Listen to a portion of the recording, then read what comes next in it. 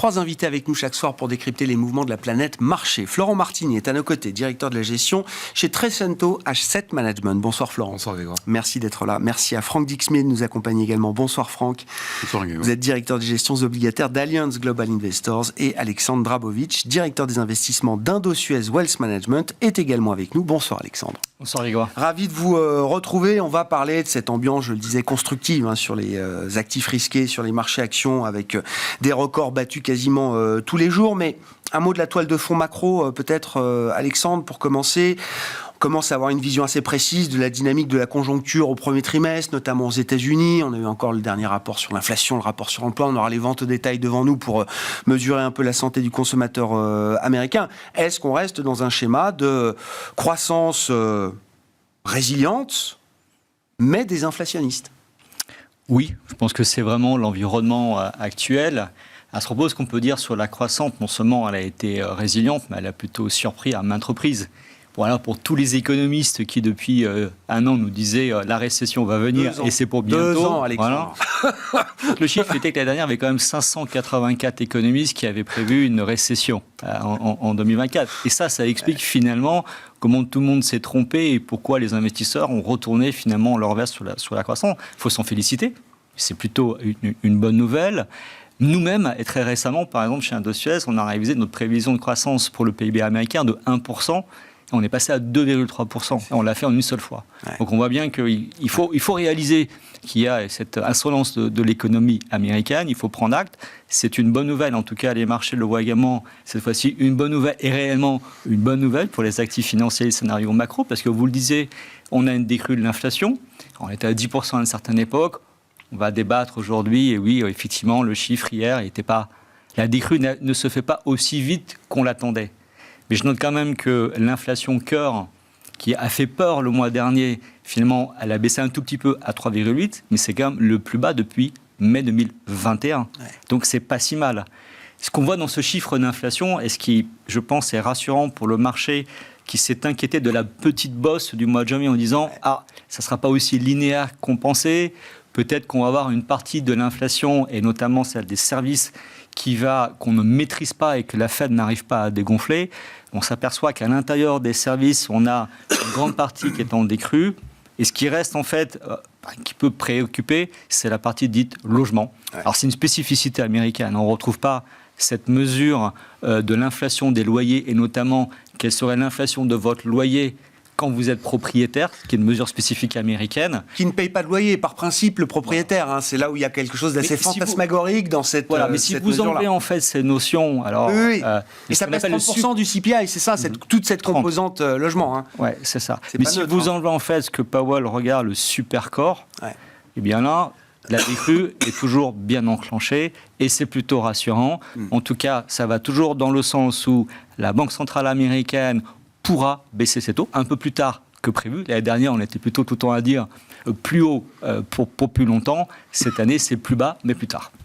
Est-ce qu'on est dans cet équilibre, effectivement, où la croissance peut se poursuivre avec, en parallèle, une mécanique de désinflation, quand bien même elle serait peut-être un peu plus lente, et une banque centrale américaine qui serait en position de recalibrer le réglage de sa politique monétaire à un moment cette année, peut-être à partir du mois de juin. Est-ce que ce calendrier tient toujours la route, Franck ?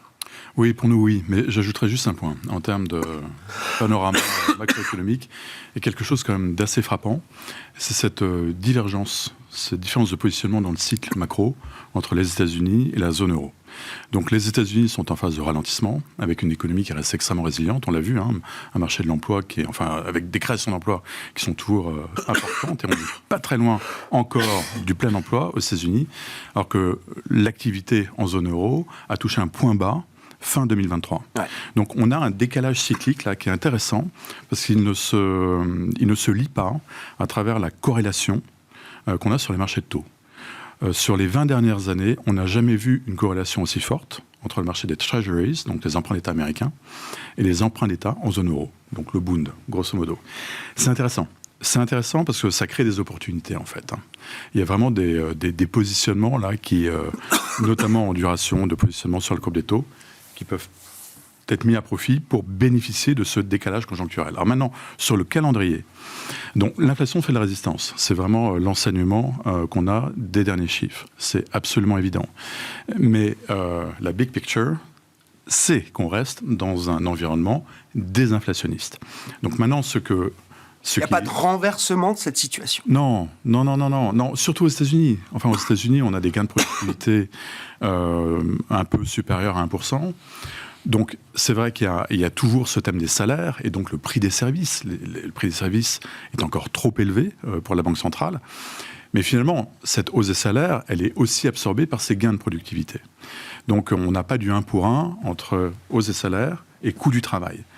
Grosse différence avec la zone euro. Et c'est là le point de vigilance, en fait, pour la Banque centrale européenne. Mais pour la Fed, alors c'est vrai qu'elle n'a pas aujourd'hui les arguments pour justifier une baisse de taux. Elle a un double mandat, la Fed, un plein emploi et stabilité des prix. Plein emploi, on y est presque. Donc, en fait, elle va se focaliser uniquement sur l'inflation. Elle n'a pas à baisser ses taux pour soutenir la croissance. La croissance va bien. Et sur l'inflation, c'est vrai qu'aujourd'hui, rien ne presse pour la Fed pour agir. Mais enfin, ils ont envoyé aussi quelques signaux et le calendrier de juin nous paraît être raisonnable. Cette situation qu'on décrit, Florent, on va en venir quand même au marché boursier. Visiblement, pour les equity, en tout cas pour les actions, c'est la situation, idéale. Alors peut-être que pour le marché obligataire, il y a quelques ajustements encore devant nous en termes de calendrier, de nombre de baisses de taux, etc. Mais pour les marchés actions, c'est plus le sujet. Ouais, c'est plus le sujet. Et puis, effectivement, il y a eu certains moments où on s'est inquiété de cette réaccélération potentielle de l'inflation. Sûr. Moi, ce que je lis au travers des résultats des entreprises et des discours des entreprises, c'est que cette réaccélération de l'inflation, il me semble qu'il y a deux tendances sous-jacentes assez fortes qui vont la caper. La première, et du coup je partage l'avis de Franck, c'est aux États-Unis notamment le fait que la productivité accélère et plus vite que les salaires réels.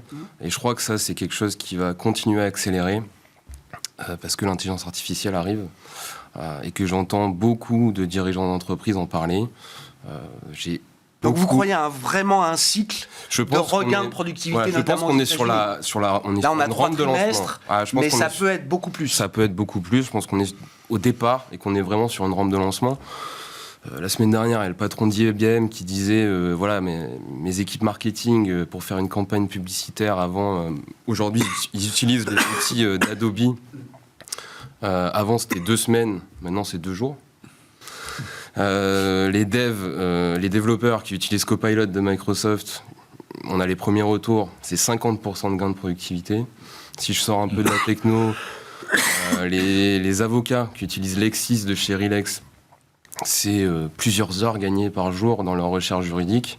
Et ça, je crois que c'est un phénomène qu'il ne faut pas prendre à la légère. Je pense que ça va se diffuser dans beaucoup de secteurs.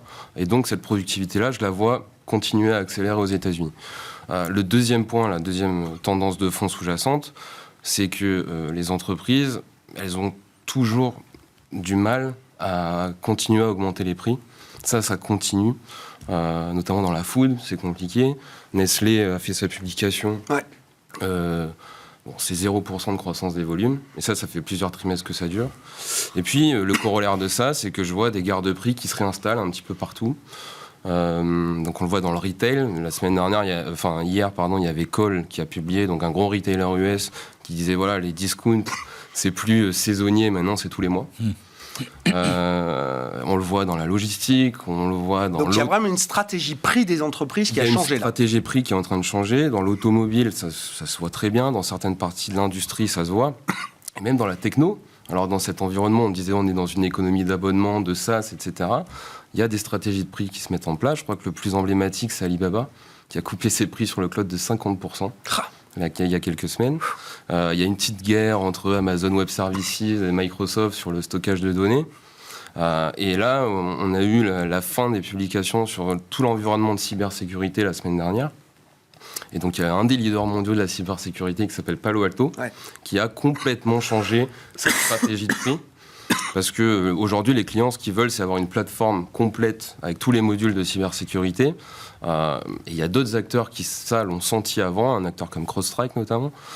Et pour attirer les clients qui ne sont pas full Palo Alto dans leur offre, ils ont dit, les modules qui vous manquent, on vous les offre. pendant 18 mois. Donc, voilà, moi je pense qu'il y a 2 tendances sous-jacentes qui sont très fortes, qui vont caper cette inflation, cette réaccélération potentielle.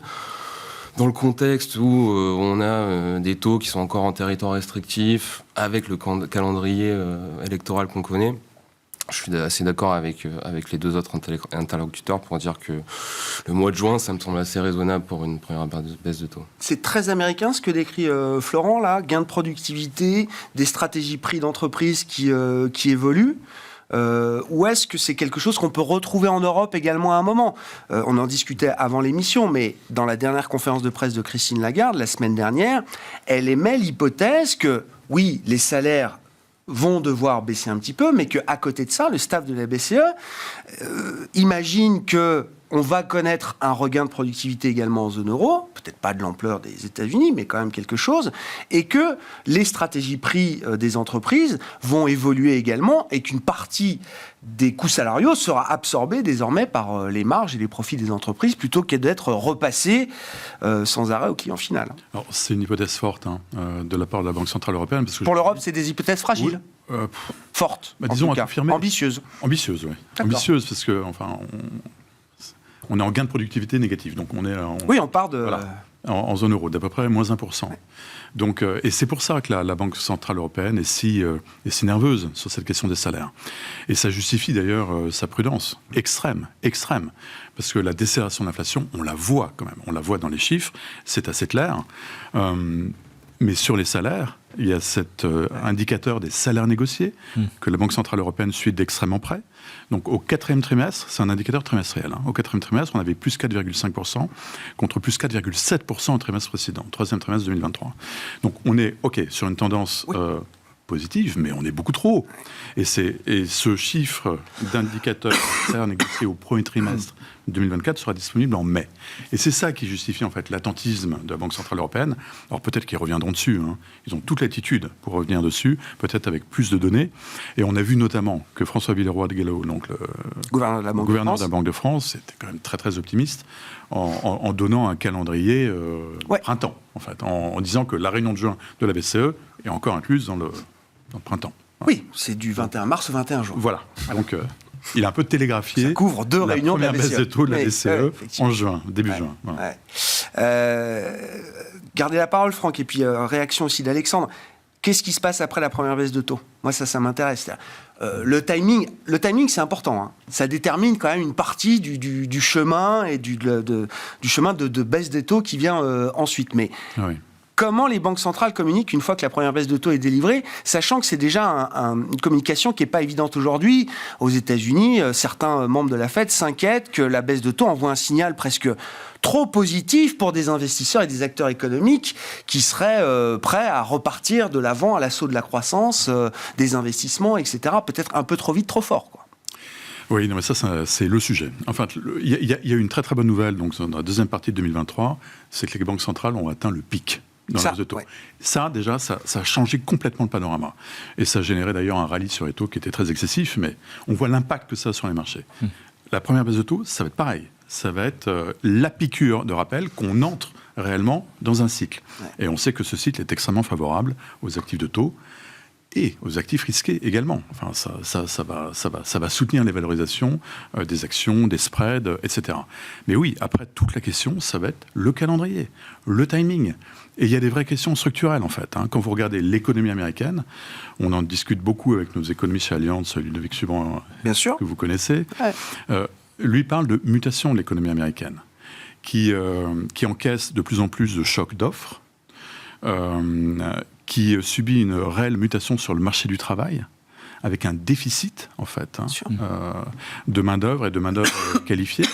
Donc, et avec la perspective des élections américaines, notamment, peut-être la perspective d'une administration Trump 2.0, on peut s'interroger aussi sur l'impact des nouvelles mesures que cette administration pourra prendre. Et si on prend pour argent comptant le programme qui est d'ores et déjà disponible, c'est absolument massif. C'est inflationniste, quoi. C'est clairement inflationniste. C'est très inflationniste. C'est extrêmement inflationniste. Extrêmement inflationniste. Voilà. Donc ça veut dire effectivement des c'est tarif pour tout le monde et on compense par des baisses d'impôts pour les ménages américains, quoi. Voilà, c'est ça. Donc beaucoup de questions, beaucoup de questions, mais ça c'est pas la question du jour. Hein. C'est une question qu'on commencera à se poser sans doute dans quelques semaines, quelques mois. Je pense que l'autre point à avoir en tête sur le jour où on va commencer à baisser les taux, c'est où va aller la liquidité. On parle beaucoup de macroéconomie, hein, c'est très important, mais je pense que l'un des facteurs des fois qu'on a tendance à un petit peu sous-estimer, c'est où va aller un petit peu l'argent. Je vous rappelle que l'année dernière, il y a eu 1300 milliards de dollars qui se sont déversés dans les fonds monétaires. Aux États-Unis, ça rapporte du 5%. Ouais. Demain, les taux baissent. Les journaux ne le voient pas encore. Vous êtes rémunéré à 5. Demain, ça va à 4 ou à 3. Vous dites peut-être que finalement, 5% c'était bien, 3% c'est pas terrible. Le S&P, il fait 25% de performance. Je vais peut-être un petit peu réallouer sur les actions. Donc même le 5% aujourd'hui rémunéré du stock de 7 000 milliards de dollars de fonds monétaires, rien que ça, c'est 350 milliards potentiels, alors que l'année dernière, les actions n'avaient enregistré que 170 milliards de souscriptions. Vous voyez bien que cet effet, finalement, liquidité, peut avoir un effet encore sur les valorisations et la performance du marché, mais le déclencheur, ça va être aussi la baisse des taux. C'est typiquement ce qui fait peur à un banquier central américain comme Raphaël Bostic ou comme ceux qui plaident plutôt pour une Fed qui resterait peut-être en statu quo plus longtemps que ce qu'on imagine. L'effet de marché. Et déjà depuis 4 mois, la détente des conditions financières est quand même puissante. C'est quand même un soutien pour la croissance et aussi peut-être pour la résilience de l'inflation. Mais demain, avec une baisse de taux, Raphaël Bostic, il parle de le risque d'une exubérance refoulée des investisseurs. On attend la première baisse de taux pour... repartir. Non, mais il faut toujours quelqu'un aussi pour être un peu le juge de paix, pour tempérer. La communication ne va pas être évidente. Oui, mais d'ailleurs, je rappelle que depuis 3 mois, les banques centrales n'ont fait que tempérer les attentes de marché. On attendait 7 baisses de taux quand on a commencé l'année. Si à 3 mois en arrière, on m'avait dit on n'aura pas 7 baisses de taux, mais 4 ou 3, tout le monde aurait dit, mon Dieu, c'est la fin du monde pour les actions, le S&P est en hausse encore de 10%. Donc, évidemment, la Fed le pilote relativement bien. Après, son mandat, c'est pas non plus d'avoir des taux réels beaucoup trop restrictifs. Aujourd'hui, quelque part, les taux réels, ils sont trop élevés. Elle ne veut pas non plus, à un moment donné, casser la machine. Ce n'est pas son mandat. Donc, accompagner finalement avec la baisse de taux, qui ne sera pour moi, c'est une normalisation. On n'est pas là à baisser, comme devrait le faire peut-être la BCE, qui est plutôt ici en mode et donc ça pourrait se faire pour la croissance. C'est pas obligé, on n'est pas obligé d'avoir des baisses de taux à chaque meeting. Ça peut être moins linéaire que ça, d'une certaine manière. On va faire du 3 fois 50 BP dans l'urgence. D'ailleurs, si elle faisait 3 fois 50 BP, il y aurait un problème. Donc aujourd'hui, si elle peut le faire de manière linéaire et finalement que le marché l'accompagne, et puis on le voit, ça fait baisser aussi un petit peu la volatilité du marché obligataire. Ça bouge encore beaucoup sur l'obligataire, mais on a moins la volatilité qu'on a pu le connaître le dernier semestre. Moi, ce qui me choque encore aujourd'hui, quand vous mesurez la volatilité, par exemple, d'un ETF sur les treasuries américains à 10 ans, la volatilité est pratiquement 2 fois supérieure à celle du S&P. Donc finalement, le risque, il est où ? Sur les actions. Pour des gérants un peu systématiques ou des portefeuilles équilibrés, effectivement, c'est une vraie question à se poser. La volatilité est beaucoup plus faible depuis un moment sur les marchés actions que sur les marchés obligataires. Parlons des marchés actions, du coup, Florent. Comment vous regardez la situation actuelle ? Donc, je le disais, c'est 17 records en 11 semaines pour le S&P 500. Alors, évidemment, quand on est au sommet... On peut battre de nombreuses fois des records. Donc, la question étant, est-ce que les records sont faits pour être battus ? Et est-ce qu'on est encore dans une ambiance où le potentiel plein des marchés actions n'a pas été totalement atteint ? La question qui se pose clairement, c'est est-ce qu'on est en euphorie, est-ce qu'on est en bulle, est-ce que les marchés sont trop concentrés ? J'ai beaucoup entendu parler de ça. Moi, je signale juste que les indices sont faits comme ça, en fait. Un indice, on fait rentrer les gagnants, on fait sortir les perdants, et on ne fait pas de rebalancement en pondération. Donc, si vous avez plus grosses capis qui montent, c'est sûr qu'elles prennent plus de place. Il y avait une étude de Goldman qui était assez intéressante, qui disait qu'effectivement, on avait 2 fois été autant concentré sur le S&P dans l'histoire, mais avec des valorisations qui étaient 2 fois plus élevées qu'aujourd'hui. Voilà. Et du coup, voilà, moi je vais plus parler de dispersion, ce qui est plutôt positif à mon avis, puisque je vois que le marché est toujours très discriminant dans son approche. Alors on le voit en surface sur les Magnificent Seven, Nvidia, Tesla, c'est le grand écart. Mais quand on creuse un petit peu, il y a de la dispersion un peu partout. D'un point de vue factoriel, si vous regardez les cycliques, vous avez les financières, la construction qui sont favorisées. De l'autre, l'énergie, les ressources de base, la chimie, marché en veut toujours pas. Dans les défensives, la santé, ça c'est bien pour nous, va beaucoup mieux. De l'autre côté, vous avez les staples, le retail, tout ça qui est toujours mis de côté. Si je vais au sein des secteurs, vous avez aussi de la dispersion intra-sectorielle. Dans l'industrie, il y a des valeurs qui cochent un peu toutes les cases, qui sont à la fois exposées sur le renouvellement des infrastructures aux US avec les Bidenomics, mais qui profitent également de tendances très fortes comme la transition énergétique, la croissance sur les data centers, qui sont extrêmement consommateurs en énergie et qui fournissent beaucoup de chaleur. Donc, toutes les entreprises qui font de l'optimisation énergétique, ça marche bien. De l'autre côté, vous avez tout ce qui est machinerie industrielle, qui est en assez net ralentissement. Et même si je descends dans les sous-segments, donc j'ai parlé de la cybersécurité tout à l'heure, il y a du tri qui est fait. Et alors, le seul endroit où j'ai vu un peu d'exagération, c'est sur les semi-conducteurs, où le marché, jusqu'à il y a quelques semaines, faisait vraiment le tri entre l'IA, l'infrastructure, on sait pourquoi ça marchait. De l'autre côté, tout ce qui était auto, industrie, c'était un peu moins favorisé. Là, ces derniers temps, il a un peu embarqué tout le monde. D'accord. Moi, il y a un indicateur que j'aime bien, c'est le taux de participation que je surveille. Sur les semis, on est arrivé à 50% d'entreprises qui se comportaient mieux que leur indice de référence ou que leur secteur. Moi, sur cet indicateur-là, quand j'arrive à 35, déjà, c'est tendu. Donc, on a embarqué vraiment tout le monde. Donc un peu une petite euphorie passagère. Donc là, il y a une participation très très large, vous dites finalement, à la hausse des semis, trop large pour être justifié. Pour que ça continue, si très vous clair. voulez. Donc ça ne m'étonne pas, si vous voulez, si à un moment donné, il y a des mouvements de normalisation. Les valorisations se sont un petit peu emballées sur les semis, et puis j'ai vu des petites pointes d'exagération à certains endroits. Nous, on a participé à l'IPO de ARM. Donc on est rentré progressivement pour 1% du fonds. Il y a quelques semaines, le titre a publié, il a doublé en 3 jours. Ça, c'est pas des comportements normaux. Non. Voilà. Donc il y a des poches comme ça, vous dites, des petites poches, mais pour l'instant, c'est très isolé. Quand vous faites une analyse même granulaire du marché, il n'y a pas de bulle générale sur les actifs actions. Exactement. Le problème viendra le jour où tout monte à la même vitesse. Là, ça deviendra compliqué. Là, pour l'instant, le marché est encore discriminant, donc on reste constructif. Bon, sur la question de la bulle, puisque c'est la question qu'il faut poser, Alexandre, qu'est-ce que vous dites ? Est-ce qu'il y a là aussi des poches de surchauffe bien identifiées à surveiller ? Est-ce qu'il y a le risque d'un emballement plus général ? Et puis c'est toujours la même question. Je rappelle que la bulle .com explose en mars 2000, mais que de 95 ou 97 à 2000, ça ne fait que monter, quoi. Alors, je pense que le contexte, franchement, il est... Alors, oui, c'est un parallèle qui est facile à utiliser. Maintenant, les conditions sont quand même très différentes. D'une part, on n'est pas dans un cycle où la Fed a baissé ses taux. Enfin, c'est pas la Fed qui a déclenché cette bulle aujourd'hui. Donc là, le déclencheur, quelque part, ça va être aussi de l'intelligence artificielle. On a remonté les taux quand même 11 fois. Donc on peut pas me dire que c'est ça qui crée une bulle. Je reviens à ce qui était dit sur les valorisations. On est 2 fois moins cher aujourd'hui qu'en valorisation. Si on prend les valorisations des 10 plus grosses capitalisations boursières aux États-Unis, effectivement, sur les 2 années à venir, elles sont à 27 fois. Bon, on est loin des 50 ou des 80 qu'on a connus dans les années 2000. Cisco était à 100 de PE en 2000, quoi. Voilà. Et puis surtout, pour moi, la grande différence aujourd'hui, c'est que vous avez des sociétés qui sont extrêmement profitables. Moi, je les appelle les 7 fantastiques, en fait. Elles ont quand même elles ont des taux de croissance de vente 4 fois supérieurs au reste de la cote, et elles ont des marges 2 fois supérieures au reste de la cote. Donc, ce n'est pas aberrant de les payer un peu plus cher. Finalement, il y a un peu le phénomène de rareté. Et cette croissance, elle est délivrée tous les trimestres. C'est l'inverse de ce qu'on pensait sur la croissance américaine qui devrait aller en récession. Tous les trimestres, même une boîte comme Nvidia, qui est suivie par les meilleurs analystes du monde, est capable de vous sortir des résultats et de surprendre toute la cote et de prendre 270 milliards de capi en une séance. C'est absolument inédit. Donc, je dirais, tant mieux. Ce n'est pas une situation de bulle à ce stade.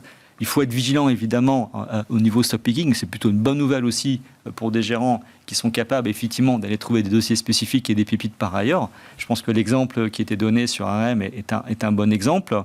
Mais aujourd'hui, on a quand même une petite diffusion qui est en train de s'opérer sur le marché. Maintenant, il y a la discrimination au sein des 7 fantastiques. Peut-être que demain, on les rappellera à ce que nous, on appelait à l'époque les 4 fantastiques. Les 4, oui, c'est ça. Oui, le nombre se réduit un peu à vitesse grand V. Voilà, mais ça veut dire que par ailleurs, il y a une diffusion.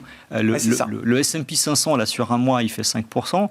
Et ce qu'on appelle le S&P Equal Weight, celui qui n'est pas pondéré de la capitalisation, eh bien, il fait également même un peu plus que 5%. D'accord. Donc ça, c'est plutôt une bonne nouvelle. Ça veut dire que quelque part, on a un petit peu de normalisation qui s'opère. Et ça, c'est plutôt ça.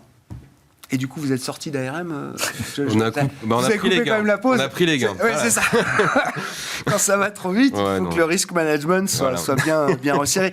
Est-ce que sur des marchés de crédit ou obligataires, est-ce qu'on trouve également des phénomènes un peu de surchauffe en regardant peut-être les spreads je sais pas, le high yield américain, c'est quoi, après 300 points de base de spread aujourd'hui, Franck ? Oui, mais on a à peu près le même phénomène. Quand vous regardez les performances, en fait, depuis le début de l'année, les seules performances positives, vous les avez sur les marchés du crédit high yield. Ouais. La première performance, d'ailleurs, c'est le high yield. Qui est le plus proche du comportement des marchés actions, si je dis les choses un peu simplement. Hein. C'est l'actif risqué dans les marchés de crédit. Exactement. Le high yield en Asie, c'est plus de 5% de performance sur l'indice depuis le début de l'année. C'est énorme. Ça a été très vite. Enfin, la chute avait été monstrueuse aussi. Hein. On avait perdu plus de 30% sur les 2 dernières années, donc c'était quand même assez cruel. Le high yield américain s'est très bien comporté aussi, un peu plus d'1% de performance pour le high yield en zone euro. Donc c'est bien. Enfin, si on fait 1% de performance en 2 mois, 3 mois, c'est plutôt pas mal sur l'obligataire. Par contre, c'est vrai que les indices larges, Euro Aggregate, US Aggregate, sont négatifs en performance absolue. Alors pas de beaucoup, hein, c'est du moins 0,5, moins 0,8, mais ça traduit quand même cette espèce de correction et cette volatilité aussi qu'on a eue sur les taux. Parce que les taux, effectivement, sont l'actif d'ajustement. C'est ça qui price les anticipations des banques centrales. Et là-dessus, c'est vrai qu'on a été tellement dans l'excès en fin d'année qu'on a un peu souffert en ce début d'année, mais enfin, soyons positifs, ça redonne aussi de la valeur. Oui, bien sûr. Et en fait, on avait très peur de ce qu'on a vu en fin d'année. Parce qu'une telle performance aussi concentrée en 2 mois, on se disait, bon, qu'est-ce qu'on peut dire à nos clients qui ont peut-être raté de coche. Et on était passé de 5 à moins de 4 peut-être sur le 10 ans américain, c'est ça hein Oui, c'est ça, oui. On était à 5,10, 3,90. Oui, c'est ça. Sur 120 BP d'amplitude. Sur le plus haut, plus bas, en 2 mois. Donc c'est gros, quoi. C'est important. Donc, la bonne nouvelle, c'est que les marchés de taux sont redevenus investissables. D'accord. Et là, chaque correction qu'on a sur de l'obligataire américain sans risque, c'est une occasion d'en remettre pour des clients, par exemple, qui auraient raté les points d'entrée. En fait, on est très très confortable avec aujourd'hui les anticipations de marché sur le calendrier Banque Centrale. Ça, c'est clé, parce que c'est ça qui génère la volatilité. Ouais. Donc après, il faut aller chercher des stratégies de carry. Pas évident dans des courbes inversées, d'où l'intérêt du crédit et d'où l'appétit sur le crédit aussi. Hein. Parce que cette performance, ça ne s'est pas faite dans le vide. Il y a eu un appétit, mais phénoménal, sur les spreads. Oui, puis quand on voit le primaire aussi, ça donne des indications quand même. Plus de 30% d'émissions primaires par rapport à la même période l'an dernier. Alexandre, je voulais réagir. Oui, alors je rejoins sur le fait effectivement que les courbes d'intérêt étant inversées, il y a une opportunité effectivement sur l'obligataire. Je vois, nous en banque privée, les clients recherchent du rendement et il est certain que d'avoir des courbes obligataires inversées vous permet d'aller capter du rendement sur des parties 3-5 ans et éviter la duration longue qui est trop sensible finalement à la volatilité qui est trop élevée. Pour moi, l'une des énigmes encore, c'est finalement le point d'équilibre des taux longs. Les taux américains, effectivement, ils varient entre 4 et 4,20 actuellement. La vraie question, c'est comment ce niveau peut continuer à être maintenu. On a une réaccélération économique. On a quand même un trésor américain qui va devoir beaucoup émettre. Fort à parier que si on va sur un électoral, les 2 candidats, de toute façon, vont aller en surenchère à celui qui va rallonger le plus d'argent. Donc un déficit potentiellement américain encore plus élevé. On crée 1 000 milliards de dettes américaines supplémentaires tous les 6 mois. À ce rythme-là, on va être à 35 000 milliards au mois de juin. Donc, à un moment donné, quelqu'un va devoir acheter cette dette en face. Les investisseurs, aujourd'hui, sont beaucoup plus sensibles à la rémunération que vous leur donnez. Fort à parier. Donc, cette volatilité sur le long, en tout cas, va continuer. Et que le point d'équilibre, en tout cas pour moi, sur les taux long terme américains, on n'y est pas encore. Non.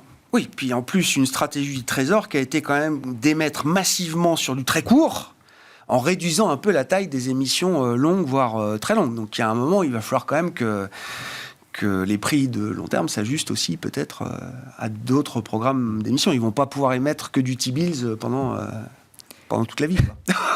Ce sera un peu compliqué. Franck, oui, sur le risque Trump, c'est ça Non, mais pour rebondir là-dessus, en fait, c'est exactement notre analyse. Le premier facteur de risque dans nos portefeuilles obligataires, aujourd'hui, c'est le positionnement sur le compte des taux. La duration vient en 5e ou 6e position. D'accord.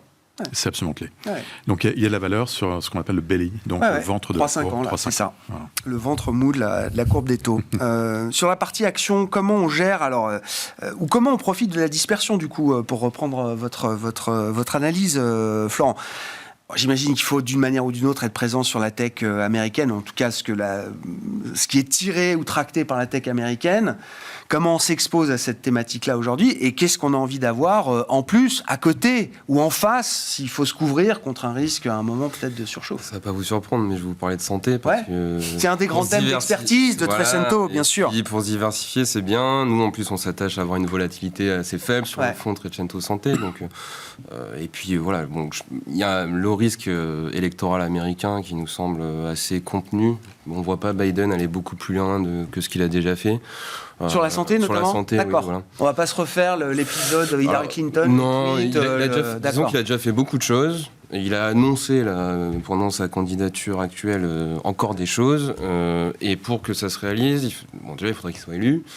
Et il faudrait qu'il y ait un sweep démocrate. D'accord. Donc c'est quand même beaucoup de signes. D'accord. Okay. Et de l'autre côté, si on a un Trump, je rappelle que quand Trump a été donc la menace est toujours récurrente pour la santé à chaque élection américaine, mais vous dites elle est peut-être un peu moins forte. Un peu moins forte parce cette que fois-ci. Voilà, il a déjà fait beaucoup de choses. Et de l'autre côté, on a un Trump qui, je le rappelle, la santé est un des meilleurs performeurs sectoriels quand Trump est élu. Il y a quelques années. Et puis voilà, sinon sur la santé, vous savez que le secteur a pas très bien marché l'année dernière.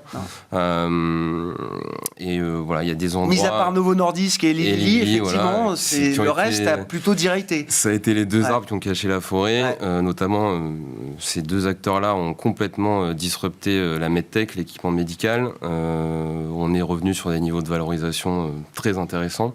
Malgré le fait qu'il y ait déjà eu un petit rebond, il y a des niveaux de procédures qui reviennent à la normale, des effets Covid qui sont un petit peu nettoyés. Ça se voit également sur tout ce qui est life science, tout ce qui est outils à destination des laboratoires, organismes de recherche externalisés, où là aussi il y a des effets Covid qui ont été nettoyés, il y a un bottom d'activité qui arrive. Et puis là aussi, il y a l'intelligence artificielle qui est là, qui va augmenter le nombre de découvertes de molécules, qui va raccourcir les procédures entre chaque phase de développement d'un médicament. Et ça, c'est typiquement un secteur où les effets de diffusion des nouveaux outils IA va se matérialiser et peut-être même déjà en train de se matérialiser. Sur la découverte des molécules, ça se voit pas encore parce que faire un médicament, ça prend beaucoup de temps. Mais oui, effectivement, c'est quelque chose qu'on peut commencer à anticiper. Mais il y a des choses comme le diagnostic, par exemple. L'imagerie médicale est très intéressante puisque ça se porte très bien au deep learning. Le deep learning a commencé à apprendre de la reconnaissance de chiffres, de lettres, et l'imagerie médicale se porte très bien au deep learning. Et donc, il y a des entreprises qui commencent déjà à profiter de ça. C'est ça. Mais oui, l'intelligence artificielle va se diffuser dans la santé. Et c'est pas moi qui le dis, c'est Nvidia qui disait que son premier client final sera le secteur de la santé. Ah oui. Voilà. Ça va être son premier marché adressable en client final. Oui. Qui sera intermédié par d'autres acteurs. On verra si Nvidia devient à un moment une boîte vraiment B2C ou s'il reste effectivement à fournir des grands groupes comme ceux qu'ils fournissent aujourd'hui. Comment on se diversifie, comment on gère le risque de concentration dans les marchés quand on réfléchit en matière d'allocation globale, Alexandre ? Écoutez, pour nous aujourd'hui, c'est un petit peu trouver des poches de valeur dans d'autres marchés. Difficile en fait de ne pas rester investir sur les marchés américains. Après, c'est comment on va le compléter. Nous, notre choix aujourd'hui, c'est plutôt les actions émergentes au sens large. Pour faire simple, vous avez une décote de 50% en termes de valorisation, mais vous avez une croissance des profits attendue de plus de 50% supérieure par rapport à l'indice américain. Et puis surtout, un marché qui est un petit peu déserté par les investisseurs institutionnels. C'est vrai que la Chine a fait beaucoup de mal aux émergents, finalement. C'est elle qui a embarqué toute la cote à la baisse. Beaucoup de gens aujourd'hui même raisonnent en fait sur les indices émergents ex-Chine. Bien sûr. Pour le sortir des benchmarks et de se dire, c'est un je cas le prends plus en considération. Si jamais ça rebondit comme ça, je ne l'ai pas dans mon indice, personne ne va me dire que j'ai loupé le train. Néanmoins, on discutait tout à l'heure de l'Inde. Vous regardez, le poids de l'Inde a été multiplié par 5 en 5 ans. Il n'est pas encore tout à fait au même niveau que la Chine, mais il s'en rapproche. Donc on a un marché émergent global qui devient beaucoup plus diversifié, avec des poches où on trouve des dossiers très intéressants. Pour penser par exemple dans le semi-conducteur, Taïwan, des valeurs incroyables.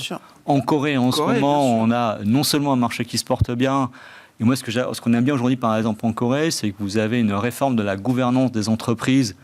Pas tout à fait ce qu'a fait le Japon avec Abenomics à partir de 2013, mais pas loin, de façon à un petit peu inciter les entreprises à faire du rachat d'actions, à payer plus de dividendes et arrêter de faire des investissements croisés entre elles. Et ça peut être un libérateur de valeur. Donc on voit que dans les marchés émergents, en tout cas pour nous, on retrouve en fait pas mal d'histoires spécifiques pays au sein de la zone émergente qu'on a bien complété dans les portefeuilles. Vous voyez de la valeur dans les émergences, sur le plan obligataire aussi Oui, absolument. Oui, ça c'est un thème majeur. Enfin, historiquement, le signal pour la dette émergente, c'est le sommet sur la hausse des taux des banques centrales. Directeur Fed. Donc à plus ou moins 3 mois, c'est le signal qui a toujours marché. Et fondamentalement, c'est des pays qui ont enfin évidemment, il faut être extrêmement sélectif, parce que c'est un ensemble vaste, mais vous avez des excédents primaires. Vous avez donc des positions même budgétaires qui sont meilleures que les positions budgétaires en moyenne des pays développés, et notamment la zone euro. Il y a 10 ans et plus, c'était les 5 fragiles. Hein.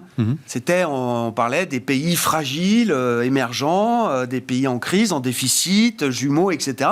Ces situations-là, bilancielles, ont beaucoup changé. Absolument. Et en termes de diversification obligataire, donc je parlais de cette corrélation extrême en termes d'emprunt d'État. Donc là, il y a des opportunités qui se créent.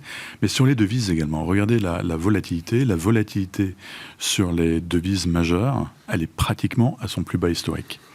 Là aussi, il y a des choses à faire, parce qu'il y a des décalages conjoncturels, il y a des stratégies de banque centrale différentes. Donc, on est long yen, par exemple, on est long couronne norvégienne, on fund ça avec un peu d'euros et un peu de dollars, mais il y a pas mal de choses à faire, oui. Long yen, parce que la Banque du Japon va sortir des taux négatifs.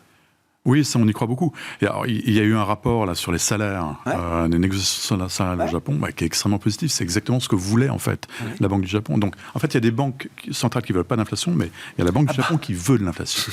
Et de l'inflation saine, un peu pérenne. On ne sait plus. Non, mais... Ça fait 25 ans qu'elle l'attend. Oui. Mais même en zone euro, on partait, et même aux États, on est parti d'une séquence qui s'appelait la stagnation séculaire, la grande modération, etc., où les économies étaient à la recherche d'inflation pendant 10 ans. Le Japon, sortir des taux négatifs, est-ce que ça peut entamer la bonne marche du marché action japonais, Alexandre, ou est-ce que ça peut, je ne sais pas, créer une impulsion supplémentaire pour les actions japonaises qui ont comblé un gap de 34 ans? Enfin. J'étais allé au Japon la première fois en 1990, donc je n'ai connu qu'un marché qui a baissé pendant 25 ans. C'est plutôt une bonne nouvelle. J'aurais une vue un peu plus nuancée en fait sur la sortie de la Banque du Japon des taux négatifs. Je pense qu'honnêtement, elle va passer de moins 0,1 à 0. Est-ce que c'est un gros move? Je ne pense pas. Est-ce que c'est un changement de donne? Non. Je pense que la Banque du Japon peut être très patiente. Elle l'a dit à plusieurs reprises. Je ne pense pas qu'elle va s'embarquer dans une série de remontées de taux. Elle a vraiment cette volonté de s'assurer que l'inflation soit bien maintenant persistante. Elle n'est pas encore convaincue. On a des bons signaux. Maintenant, ce qui veut dire que dans cet environnement, effectivement, c'est plutôt positif pour les actions japonaises. Je ne suis pas convaincu qu'aujourd'hui, il ne faut pas hedger, couvrir le risque de change. Et dit autrement, le yen peut continuer à rester faible dans cet environnement. Et acheter les actions japonaises, il faut prendre la décision également de se couvrir ou pas. Si vous ne couvrez pas votre risque de devise, finalement, l'année dernière, les actions européennes faisaient mieux que les actions japonaises. Donc, effectivement, sur la performance, en fait, organiquement sur le Nikkei, c'est génial.